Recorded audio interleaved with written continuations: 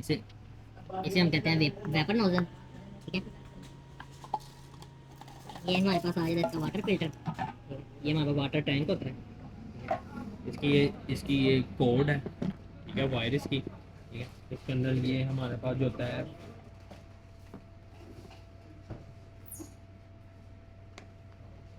ये aroma tray है, और इसके अंदर हम अरोमा स्पॉन्ज लगा होता है, जिसके अंदर हम कोई भी अपनी मेंथोल क्रिस्टल वगैरह या कोई भी अरोमा डाल सकते हैं, ठीक है, फ्रेगरेंस के लिए।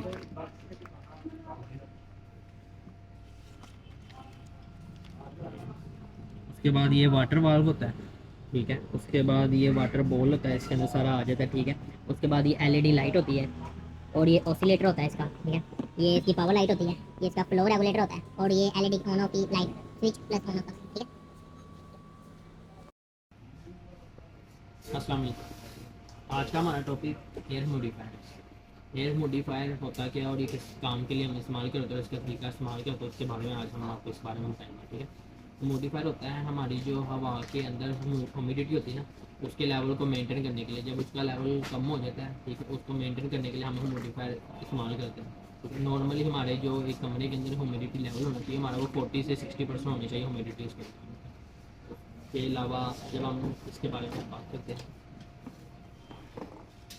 हमारे पास इसका आ गया वाटर टैंक,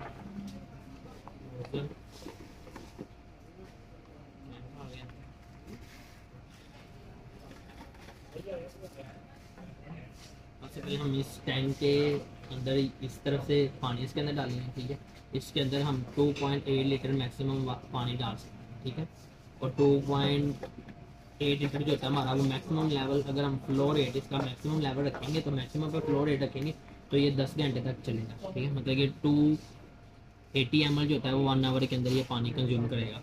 टोटल ये 10 घंटे चलेगा। और अगर हम इसको मिनिमम लेवल पे इसका फ्लो रेट रखते हैं तो फिर ये हमारा 20 घंटे चलेगा एक टाइम पे, ठीक है। और उसके बाद ये ऑटो ऑफ होता है, जब ये ऑफ होगा तो ये टाइम इसका पानी खत्म होगा तो ये खुद ही ऑफ हो जाएगा, रेड लाइट शो करने का, ठीक है। इसके अंदर डिफरेंट 7 कलर की एलईडी लाइट्स होती हैं, ठीक है। स्टार्ट एक तरफ से स्टार्ट होती है और रेड पे आगे खत्म होती है, ठीक है। इसके अंदर हमारा ये अरोमा ट्रे होती है।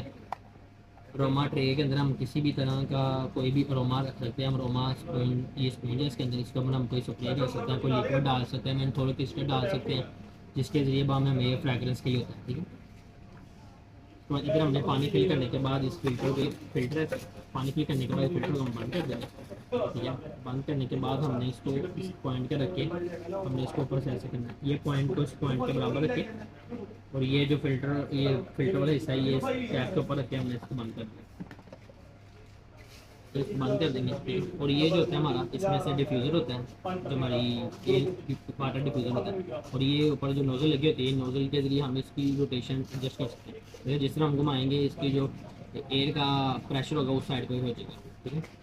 इसके अलावा इसको हमने रखने की इसकी लोकेशन जो होती है ना हमारे पास, वो होती है ऊपर वाली जो छत होती है ना हमारी, ठीक है, रूफ, उससे हमें तकरीबन ये 5 फीट जो होता है इसका होना चाहिए साइज, ठीक है। हाइट इतनी लेवल होना चाहिए, उससे दूर होना चाहिए।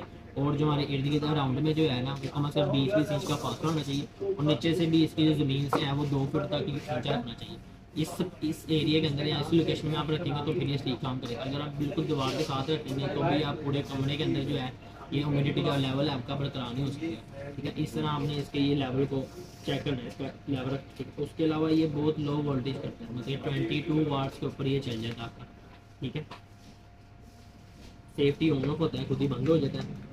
इसके अलावा इसके अंदर जो मैक्सिमम आपकी आ जाती है, डिफ्यूज़र हो गया, एलईडी लाइट हो गया, और ये हम मुख्तलिफ तरह की एलर्जी से बचने के लिए हम इस्तेमाल करते हैं, और जो ड्राइनेस से बचने के लिए इस्तेमाल करते हैं, ठीक है। क्योंकि पानी की जब ह्यूमिडिटी लेवल कम हो जाए तो उसकी वजह से हमें सांस लेने में मसला होता है। उसके अलावा जो स्किन ड्राइनेस होती है ना वो ज़्यादा जो बढ़ जाती है, ठीक है। अगर ह्यूमिडिटी लेवल बहुत कम हो जाए तो पानी के अंदर जो हवा के अंदर जो आपकी पानी का लेवल होता है, इसके अलावा ह्यूमिडिटी लेवल जो चेक करने के लिए हमारे पास आता है हाइग्रोमीटर। हाइग्रोमीटर के जरिए हम हवा के अंदर ह्यूमिडिटी लेवल जो होता है वो चेक कर सकते हैं। तो लाइट ऑन होती है जिसके ज़रिए हमें इसका जो वाटर लेवल होता है ना वो हमें विजिबली दिखाई दे रहा होता है, तो हमें बाहर से पता चल रहा होता है कि इसका वाटर लेवल कितना है। वैसे जब इसकी एलईडी रेड लाइट ब्लिंक करे तो समझिए कि इसका पानी का लेवल जो है वो खत्म होने वाला है।